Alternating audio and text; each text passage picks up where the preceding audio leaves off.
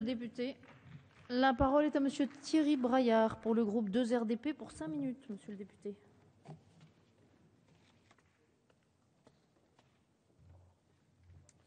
Madame la Présidente, Monsieur le Ministre, la représentation nationale a ratifié le traité sur la stabilité, la coordination et la gouvernance au sein de l'Union économique et monétaire, ratification qui, en vertu de la décision du 9 août 2012, s'est effectuée sans révision préalable de notre Constitution.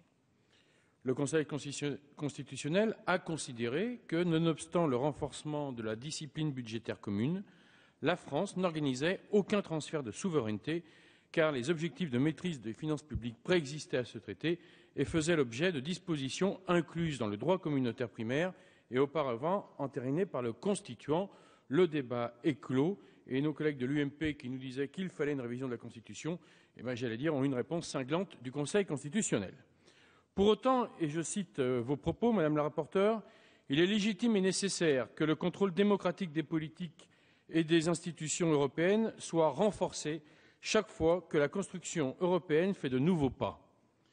La proposition de résolution présentée par notre collègue Christophe Caresche, adoptée par la Commission des affaires européennes et des affaires étrangères dans la foulée de l'adoption du traité budgétaire, vient à point nommé. Ce texte intelligent, chers collègues, vient demander la création de la conférence parlementaire prévue à l'article 13 du traité, conférence réunissant des représentants des commissions législatives des parlements des États ayant ratifié le traité et des représentants des commissions du Parlement européen. Vos commissions se sont saisies d'un pouvoir d'initiative parlementaire en un domaine où il n'est pas fréquent de l'utiliser, à savoir la ratification d'un traité. Le président de notre groupe, Roger Gérard Schwarzenberg, avait, en son temps, proposé au gouvernement d'exciper une réserve interprétative, réserve de sa seule compétence et qui aurait signifié les conditions auxquelles l'État français non pas soumettait son approbation, mais acceptait de soumettre ses finances publiques au contrôle extrêmement strict de leur trajectoire. Cette résolution vient mettre donc la représentation nationale au cœur du débat, ça a été dit, je le répète, nécessairement démocratique tant les enjeux sont importants pour les peuples européens. Les parlements nationaux doivent se saisir des thèmes qui vont être rapidement abordés à l'échelon communautaire. La préservation de notre union monétaire, la réalisation de notre union budgétaire, la définition de notre union bancaire, l'édification de notre union économique. Nous devons être associés à la détermination de notre stratégie destinée à faire pièce aux tentatives de déstabilisation incessante de l'union économique et monétaire et à la spéculation dont le but est, selon toute vraisemblance, de faire chuter l'euro, seule monnaie à pouvoir rivaliser avec le dollar pour accéder au statut de monnaie de réserve internationale. Comme vous le préconisez dans votre rapport d'information, Monsieur Caresche, il est nécessaire de concrétiser au plus vite la conférence budgétaire introduite par l'article 13 du traité budgétaire, en prenant l'initiative de formuler des propositions précises, concrètes, sur lesquelles entamer des négociations constructives avec nos partenaires européens. Cette conférence pourrait ainsi se réunir à une date opportune et cohérente avec le processus de semestre européen.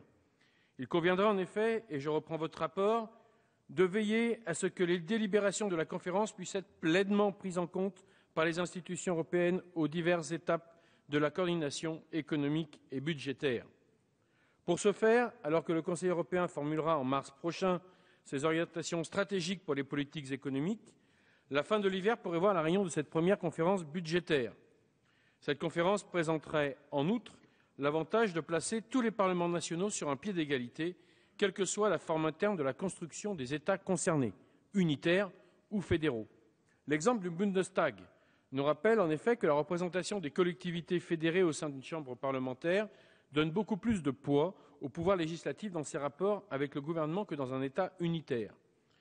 Parce que la résolution qui nous est aujourd'hui soumise propose une procédure d'échange fécond entre parlements nationaux, Parlement européen et les autres institutions européennes, et parce qu'elle insiste sur l'opportunité d'engager sans plus tarder des discussions sur les orientations stratégiques qui détermineront pour une large part l'avenir de nos systèmes économiques et financiers, les députés du groupe radical républicain et apparenté voteront pour son adoption. Je vous remercie. Merci, Monsieur.